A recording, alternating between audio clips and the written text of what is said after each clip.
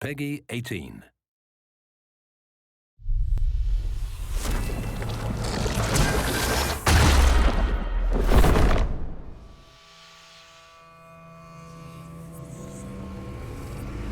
It was 2009, towards the end of when we were finishing Dragon Age Origins, when myself, Matt Goldman, and Mike Layla started to get together on a weekly basis to talk about the directions we wanted to take the franchise and the things we wanted to explore if we had a chance to do so. We built a kind of a cartoon animatic of what we would like to be in the game if we were going to really pull out the stops and do whatever we wanted.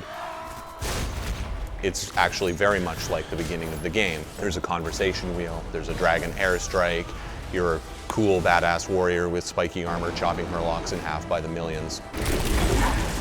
It was exciting. It was like, wow, man, can we actually pull that off? Can we feel like the party works together to demolish foes rather than having their disparate abilities? So brainstorming with the core leads on Dragon Age is pretty exhilarating. I really love to lead him astray with crazy ideas. Every time we would talk, I'd start talking about how every piece of our art would involve Ulrich von Hawk, the lycanthrope character of our game, howling and like tasting his own blood. Anyways, it kind of got out of control after a while, so I had to drop it. But it was pretty fun while it lasted.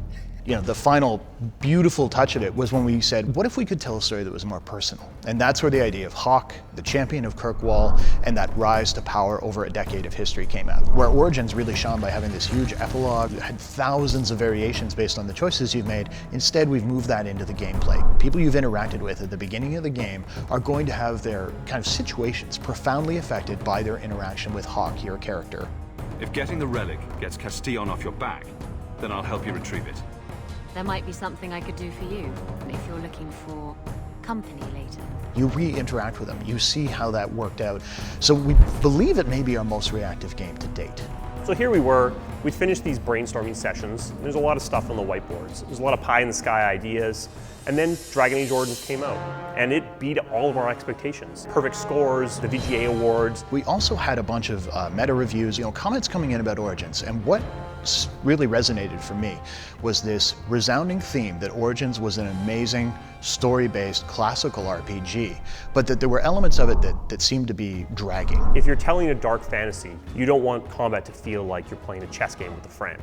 So that seemed to be the reviews. No one was really panning the game to me. It let you have this cool tactical experience, and obviously the story was intense, well loved. But the question for me was, is there any way that we could just take the RPG concepts, the very core tenets of it, and move it forward into a newer feel, something that would work as well on the consoles as it did on PC? We've really stuck to our vision. We've kept what was good about Origins and shaved off the edges and made something really unique. Matt wanted much more composed imagery, places that played up the character. I wanted combat that felt like it wasn't silently rolling dice behind the scenes, that felt like when I was pushing a button, it was responding and my characters were responding accordingly. But because it looks faster, because it's got a character with a voice, because of this historical story we're going to do, it ran the risk of people saying, oh my God, that is so different.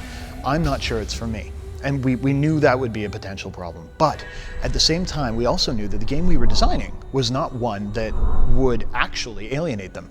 So what we've been very open with is letting people go hands-on.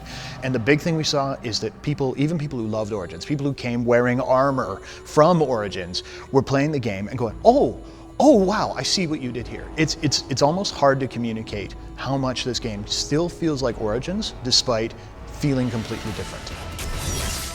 We're trying to make a game that we would love to play.